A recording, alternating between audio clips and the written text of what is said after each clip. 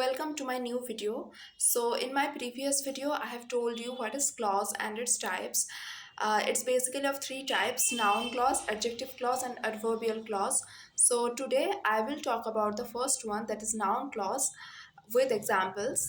So let's discuss it. So let's look at the definition first, okay? A noun clause is a dependent clause that works just like a noun in a sentence. So in my previous video, I have told you that clause are of two types, independent and dependent clause, okay? So noun clause is always a dependent clause. So identifying words क्या है? What, whatever, that, who, which, how, wherever, where. मतलब identifying words मतलब क्या है? ये सारे words अगर है, अगर नहीं भी है, अगर ये सारे सेंसेस प्रोवाइड हो रहे हैं हमें, तो वो नाउन क्लॉज होगा. दैट पर्टिकुलर सेंटेंस, वो जो पार्ट होगा वो नाउन क्लॉज होगा. ओके, जो नीचे एग्जाम्पल्स है वो अगर हम देखेंगे तो हम और भी अच्छे से इसको समझ पाएंगे. ओके, तो let's look at the examples first.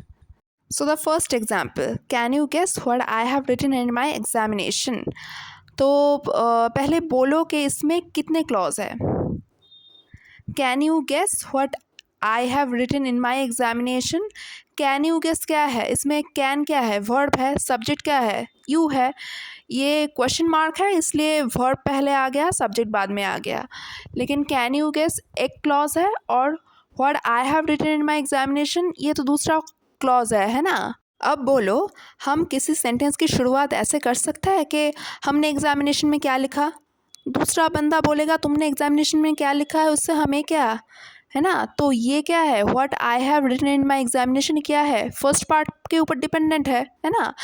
तो कैन यू गेस होगा, ये कैन यू गेस ये पार्ट जो है वो होगा इंडिपेंडेंट क्लॉज, एंड दूसरा वाला पार्ट जो what I have written in my examination ये क्या होगा? ये होगा डिपेंडेंट क्लॉज. क्योंकि अगर हम बोलेंगे कैन यू गेस, क्या तुम गेस कर सकते हो कि हमने एग्जामिनेशन में क्या लिखा, तभी सेंटेंस का पूरा जो मतलब है वो क्लियरली हो रहा है ना. तो ये होगा नाउन क्लॉज. देन क्या है? I can do whatever I want to do. अब बोलो, आई क्या है? सब्जेक्ट है. कैन क्या है? वर्ब है. मोरल है लेकिन वर्ब तो है. अब बोलो दूसरे सेंटेंस में, आफ्टर व्हाट एवर, आई क्या है? सब्जेक्ट है. वांट क्या है? वर्ब है. आ गया ना सब्जेक्ट और वर्ब का दो सेट. तो क्या होगा? इसमें भी दो क्लॉज है. आई हो गया, आई कैन डू हो गया independent clause, and whatever I want to do हो गया डिपेंडेंट क्लॉज. ओके, इसमें क्या है? व्हाट एवर है तो नाउन क्लॉज में आ रहा है ना. सो नेक्स्ट एग्जाम्पल क्या होगा? I have been wondering if I should take a bus. Again ये व्हाट सेंस दे रहा है ना. I have been wondering what, तो वो नाउन क्लॉज हो जाएगा. इसमें नहीं है व्हाट कहीं पर भी, लेकिन सेंस तो दे रहा है ना. तो जो डिपेंडेंट पार्ट है वो हो जाएगा नाउन क्लॉज. ओके, तो आई हैव बिन वंडरिंग, मैं सोच रहा हूँ. हम फुल स्टॉप दे सकते हैं. हम सोच रहा हूँ, हाँ मैं सोच रहा हूँ. आई have been thinking, I have been wondering, तो इसमें फुल स्टॉप लगा सकते हैं हम. लेकिन किसी सेंटेंस की शुरुआत हम ऐसे कर सकते हैं कि हमें बस लेना चाहिए. सिर्फ के हमें बस लेना चाहिए, मतलब क्या बनता है? कुछ नहीं बनता है. तो if I should take a bus, ये तो डिपेंडेंट हो गया ना फर्स्ट पार्ट पे. I have been wondering if I should take a bus. अगर हम फर्स्ट पार्ट बोलेंगे तभी तो पूरा सेंटेंस का मतलब सामने आएगा, है ना. तो ये जो डिपेंडेंट वाला है, जो ग्रीन पार्ट है, if I should take a bus, ये होगा होगा डिपेंडेंट क्लॉज, एंड ये हो गया noun clause. Okay, then next example क्या है? Do you like ice cream. तुम्हें क्या आइसक्रीम पसंद है? पहले तो बोलो इसमें कितने क्लॉजेस है. इसमें एक क्लॉज है ना. एक ही है, इंडिपेंडेंट क्लॉज है कि डू यू लाइक आइसक्रीम, क्या तुम्हें आइसक्रीम पसंद है. तो इसमें यू होगा सब्जेक्ट, डू हो गया वर्ब. ओके, तो इसमें भी व्हाट का सेंस आ रहा है. डू यू लाइक व्हाट, आपको क्या पसंद है.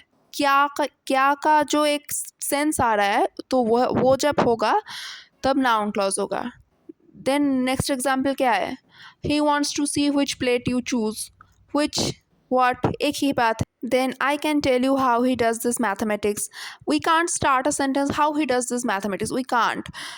तो सेंटेंस कंस्ट्रक्शन को ठीक रखने के लिए we have to use the first part. I can tell you how he does this mathematics. तो आई कैन टेल यू के बाद अगर हम स्टॉप लगाएंगे, सेंटेंस का मतलब साफ हो रहा है, लेकिन we can't start a sentence like how he does this mathematics. तो फर्स्ट पार्ट होगा independent clause, and then the next part would be dependent clause, and how है तो ये नाउन क्लॉज होगा. देन नेक्स्ट एग्जाम्पल क्या है, I said that Kamala Das is one of my favourite authors of all time. इसमें क्या है, दैट आ रहा है, तो I said what, again what का भी सेंस आ रहा है। तो आई सेड, इसके बाद फुल स्टॉप लगा सकते हैं हम, लेकिन अगर हम ऐसे बोलेंगे कि that Kamala Das is one of my favourite authors of all time, तो इनकम्प्लीट लग रहा है ना। तो that Kamala Das is one of my favourite authors of all time, ये फर्स्ट पार्ट पे डिपेंडेंट है, दैट आई सेड दैट, मैंने बोला। तो ये नेक्स्ट पार्ट हो गया नाउन क्लॉज। अच्छा, जो ये ऑल टाइम है, इसका मतलब क्या है, इसका मतलब है ऑल टाइम, मतलब पूरे समय में कमला दास मेरी one of my favourite authors है, मतलब मेरे बहुत सारे फेवरेट ऑथर्स है, लेकिन उनमें कमला दास एक है। Okay, now she asked if I was coming, इसमें क्या है, व्हाट का सेंस दे रहा है, जैसे कि शी आस्क्ड व्हाट, उसने बोला कि मैं आ रहा हूँ कि नहीं, उसने क्या बोला कि मैं आ रहा हूँ कि नहीं, है ना। तो शी आस्क्ड व्हाट, तो ये नाउन क्लॉज हो जाएगा। एंड जो ग्रीन पार्ट है वो पर्पल पार्ट पे डिपेंडेंट होगा कि मैं आ रहा हूँ कि नहीं। Then it really surprised me how he did all arrangements for my birthday last week, मुझको इस बात ने बहुत सरप्राइज़ किया, बहुत बहुत आश्चर्यचकित किया कि उसने मेरा बर्थडे जो लास्ट वीक पे था, तो उसने उसके लिए इतना सारा अरेंजमेंट कैसे किया। It really surprise me how, तो ये भी नाउन क्लॉज होगा। अगेन हम हाउ से कोई सेंटेंस स्टार्ट नहीं कर सकते हैं, तो उसके लिए हमें फर्स्ट पार्ट का तो यूज़ करना ही पड़ेगा, that it really surprise me. तो इट रियली सरप्राइज मी ये हो गया इंडिपेंडेंट क्लॉज, एंड बाद बाकी का जो पार्ट है वो हो गया dependent clause. Okay, got it. Okay, so if you have any doubt, any queries regarding the session, please drop them down in the comment section, and I will give the answer to you. And if you like this video, please make sure to subscribe to my channel, because your subscription will mean the world to me. Thank you.